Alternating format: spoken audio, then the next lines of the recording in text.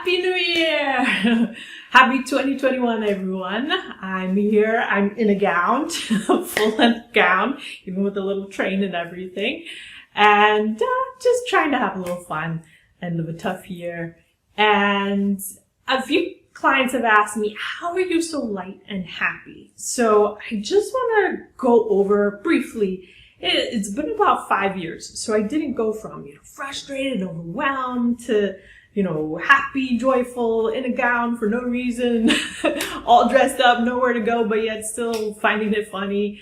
So it's a process, and healing autism is much like it. So nothing happened overnight. There's nothing that just went whoop, like magic or anything like that. Here's a picture of me. Many years ago, you can see I'm not too happy, even though I'm smiling. There's just a lot of sadness. And that's where I started. That's my chapter 1. And what you're seeing right now is, I don't know, maybe chapter 20. Maybe it's like book 2. I have no idea. But I've worked on a lot of things that have just brought me to this place. And I know many times you see people, not just me, but you see other parents at more the end point that you want. And it's like, how did that happen? So for parents who are like, I used to be happy, I used to be optimistic, how do I get there with autism? Then this is just an explanation about my journey in one aspect of how I got happiness. And this might not work for you, but maybe it will inspire you to do something that will work for yourself. So either way, whether you want to try and make my process your own or make a totally new process, either way, I wish you much happiness, and I just want to kind of show you how it evolved throughout the years. So it all started with a calendar. I wanted to be happy. I knew that. That was my intention. I was just like, I need someone to pull me out of this hole of despair and darkness. Like, I wanted out, but I couldn't. I was stuck. I just couldn't get myself out there. So it started with a morning ritual with my daughter. I wanted her to start the day in a great way. She's going off to school, mainstream school, and I just wanted her to take some of that goodness, at least to start the day. And I wanted to protect her. I wanted to grow her confidence. So in many ways, I was looking at her and saying, okay, what does she need? And then I'll do it too. So I got a calendar, and it's of powerful quotes and by a variety of different people. And so we would do it every day. We would say, today is a new day. And we would start off with, the date of the day, and she was learning days and everything like that. So it went perfectly. So we would read the quote, and I saw how it was, a different person every day. And sometimes I knew who that person was. Sometimes I didn't. So I'd Google them, read about their lives, and be like, wow, they've overcome a lot. So it was really more like normalizing. Yes, everybody has things that they're going through. I knew that, but it still felt like I was the only one in a hole. So we would do that every morning, and it was great.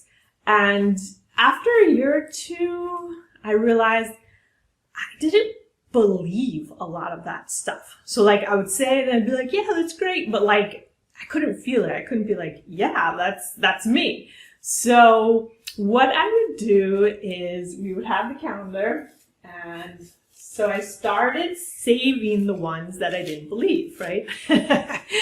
So I did not believe a lot in this year. I don't know what year this is, but I didn't believe it. So I would just save it and be like, you know what? One day I'll believe it. So it was kind of good. I acknowledge that I don't believe all this stuff, but one day I will. So I wasn't mad at myself. But what I would do was, when I would have a bad day where I was kind of in that hole, I needed to somehow get happy and get out of it. When I couldn't, what I would do is I would take one of these. I would actually take the whole stack. I would get a journal, and I would just start pulling them out, and I would just start writing it, whether I believed it or not. I'd be like, you know what? One day I'll believe this, so I'll just write it. And that was another way of getting myself out of that hole. So it was it started with that calendar, started really wanting to motivate my daughter, I started getting motivated, right? So that was part of me getting out of that hole. So that first rope was that calendar. And then it was, okay, I don't believe all of it. So I started saving them and kind of having fun with it. And you could see this is another year. So I believe, still not everything, right? I'm not perfect, but I'm getting there. So there's progress. There's less of these things here. And so again, if I have a bad day, if I'm in a bad mood, I'll just take this out and start writing it. And I write it in by hand. For some reason, when you actually are using handwriting to write it out, it somehow clicks in my body. Maybe not in yours, but you can see I'm starting to believe more and more and more. So this is my calendar for 2021. I haven't opened it yet. I'm really excited to. I still do this with my daughter. This is still our morning routine.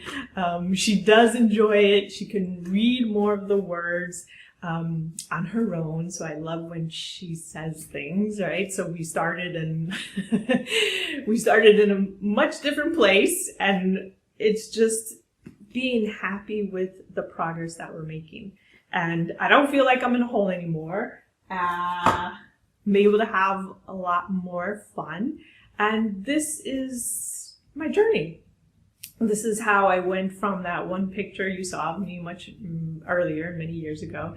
And how do I get here? So natural smiles, fun. I don't know, I can have fun in a gown under pandemic, under quarantine and everything like that. And it's really, how can you look to have better feelings, better thoughts, better emotions? That's what got me out of that hole. However you do that for yourself, I support it. I just want to show you what's worked for me, and this will continue to evolve and grow. And I'm very happy to do that. So I wish you all the best for 2021. Thank you for being here. If you like this video, you can always hit like or subscribe, anything like that. And I'm looking forward to a wonderful 2021 for you.